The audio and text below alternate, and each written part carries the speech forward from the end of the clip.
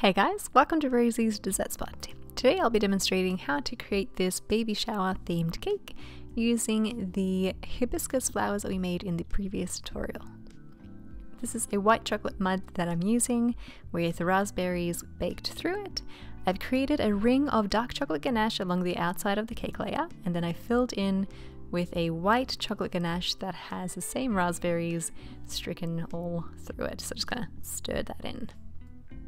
Apply your next layer of cake, and again creating that border of ganache. The reason why we're doing this is because we are using a really soft filling, and as the cake layers are stacked, the weight of the cake will start to press out any soft filling through the center, and it'll make its way out to the side. By piping this row of ganache, it'll stop that from happening, act like a dam, and keep everything inside the cake. You could also do this with buttercream as well. Once all your cake layers have been stacked, pop it into the fridge to set for a good 20 minutes, and then apply a final layer of frosting and ganache. You could do a crumb coat if you like, and then pop on a second layer of frosting on top of that, but because it's being covered by fondant, I'm not really all that fussed if you get any crumbs through this particular layer, because you won't be able to see it. Make sure it's nice and thick, smooth it out with a frosting scraper, and then drag that top lip towards the middle.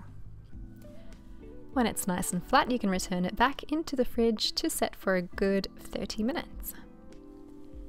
For the fondant, I like to use Bakel's fondant in white. I have cornstarch here that I'm rubbing all over the surface of my fondant and on the countertop as well, and just rolling it out to about 3 or so millimeters in thickness. Make sure to move the fondant around as you do this so it doesn't stick to the table. When you're ready, drape it over your cake, and then using a fondant smoother, press out any of the air at the very top and quickly secure that top edge. The reason why you do that is because the weight of the fondant is going to pull downwards, and because the top edge is pretty sharp, you can cut the fondant and tear it at the top. Undo the pleats.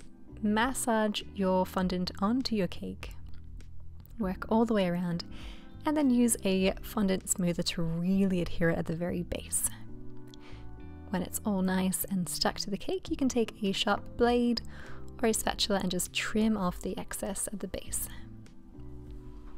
I like to use 2 fondant smoothers at once and go around the sides, clap them together at the very top to create nice sharp edges. And then when you're ready, you can pop your flowers into your cake. I do show you how to create those purple hibiscus flowers. I'll be sure to leave the video in the description box for you. If you don't want the wires going through your cake, you can wrap them in Glad wrap and then put them through a straw and then feed it through your cake that way instead. Once all of your flowers have been assembled, it's time to create the greenery. Basically, we just want to hide any spaces in between the flowers where you can kind of see through them, see through to the wire, or if you just want to hide any blemishes on your cake, this would be a really great opportunity to do so. I'm using a leaf plunger cutter with a veining plunger as well, just to give the leaves a bit more texture. Fold them as you press them in to give them a little bit more shape and life, and you can use the back of your brush to help secure them on there with a little bit of water. And there's one way that you can use these flowers on a pure white fondant cake. I hope you guys enjoyed this cake decorating tutorial and give it a go. If you do, hashtag Rosie's Dessert Spot so I can check out your awesome creation as well. Thanks so much for watching, and we'll see you again in the next one.